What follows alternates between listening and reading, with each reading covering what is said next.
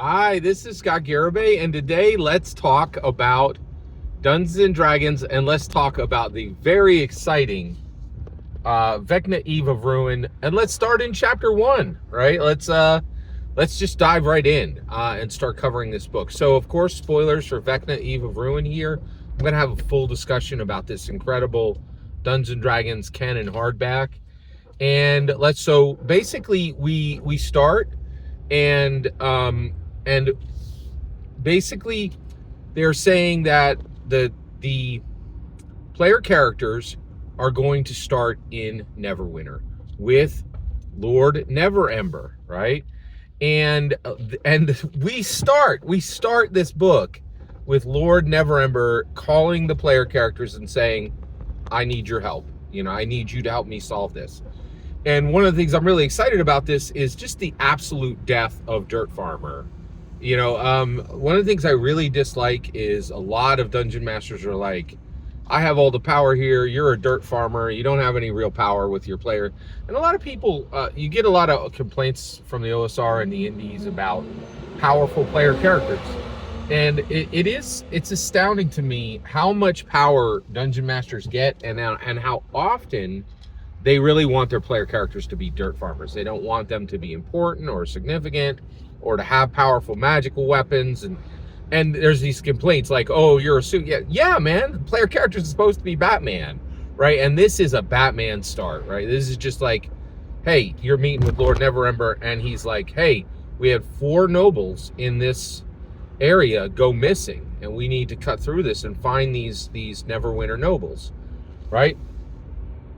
And so basically Lord Neverember tells the player characters, we have these nobles are missing, but there's rumors that that one or more of them may be in this, I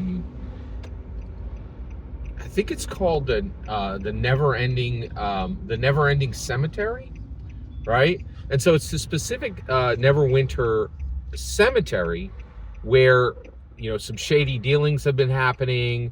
There's rumors coming out of this dark place, and it used to be used by cultists, but there are people, and then that was shut down over a decade ago, but they think it might be going again, right? So at this point you have this situation where Lord Neverember is like, hey, I really need you guys to step up and help me here. And the player characters are powerful from the gate, right? So who are the missing nobles?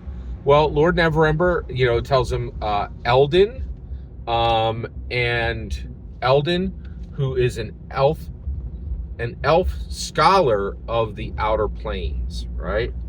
And then Saracel, who is a human sorcerer who actually delves into the Outer Plane, actually uses astral projection and is like very connected to the Outer Planes. And then Adrena, who is a very famous Neverwinter actress who has done extremely well and is quite rich, right? And then finally Umberto, who is an acclaimed Neverwinter historian, right? So the player characters are tasked with going and finding these nobles in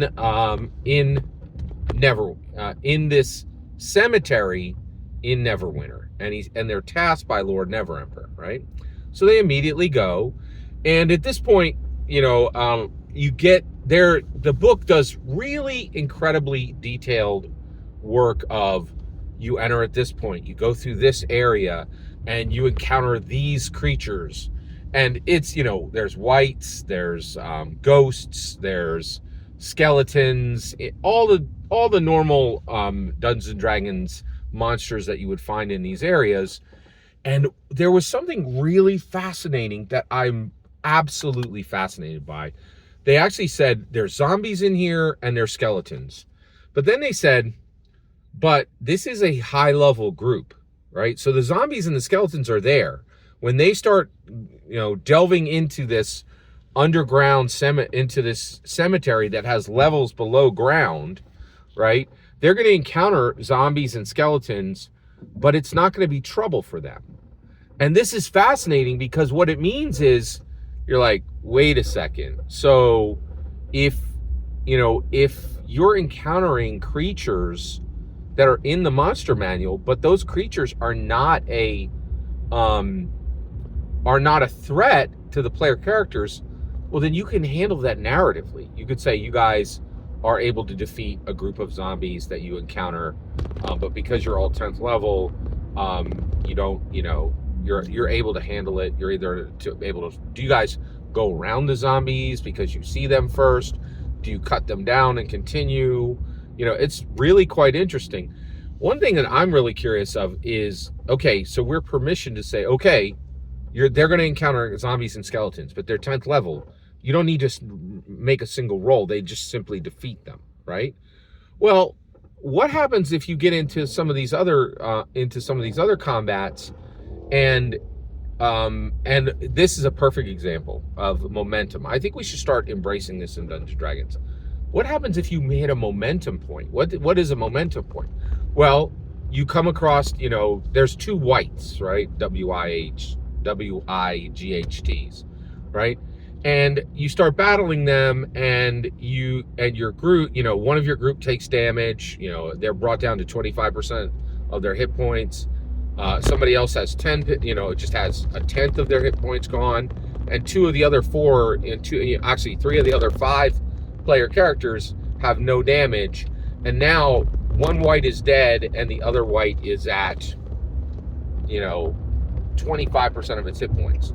Well, now you get this question of, hey, momentum. You guys have 5 standing adventurers, and you've defeated, one of the creatures is dead, and the other creature is only at a third, let's say a third of its hit points.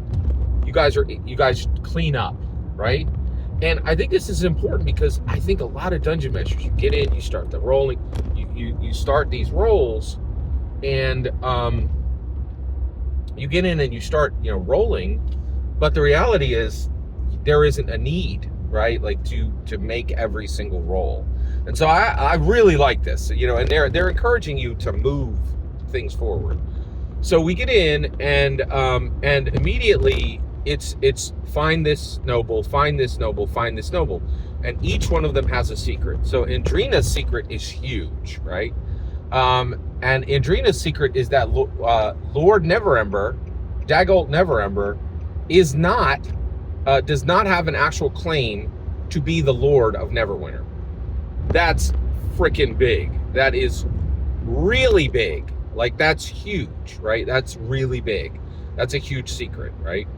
And then Umberto's secret is that he is a proclaimed historian, but what he's a proclaimed historian of is Vecna, right? So he is a historian who he knows the full history of Cass versus Vecna. He knows the full history of Cass taking Vecna down to simply his eye and his hand, right? And then, so Umberto's secret is that, and Umberto needs to keep this secret because he's very worried. He's like, oh man, if they find, there's a bunch of Vecna cultists here, and if these adventurers find out that I'm like a foremost expert on Vecna, they may think that my knowledge of Vecna is a love of Vecna, and that's not correct, right? So then finally, the secret so you have Umberto, you have Indrani, and then Saracel, right?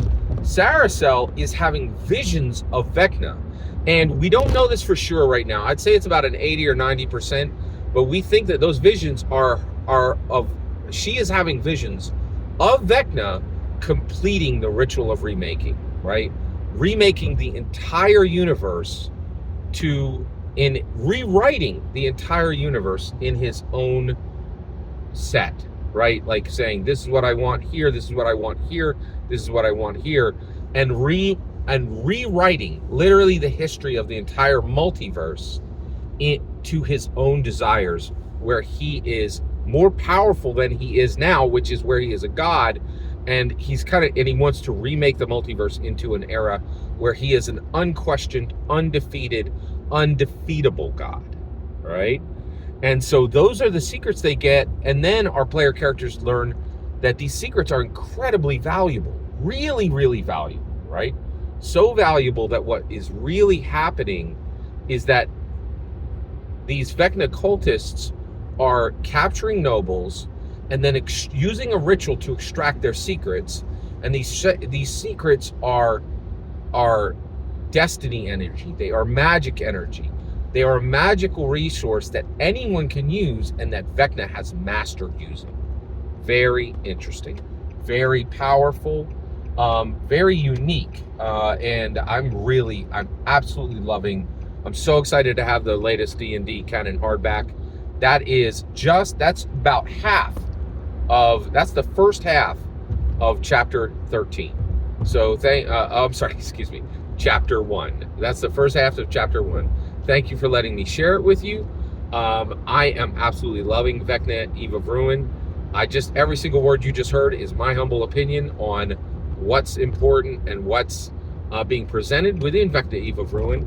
What's really important, though, is when I get to hear your opinion on chapter 1 of Vecna, Eve of Ruin, or on the book itself. I'd love to hear anything you have to say. Let me know in the comments below. Please consider liking, subscribing, and have a fetch millennium.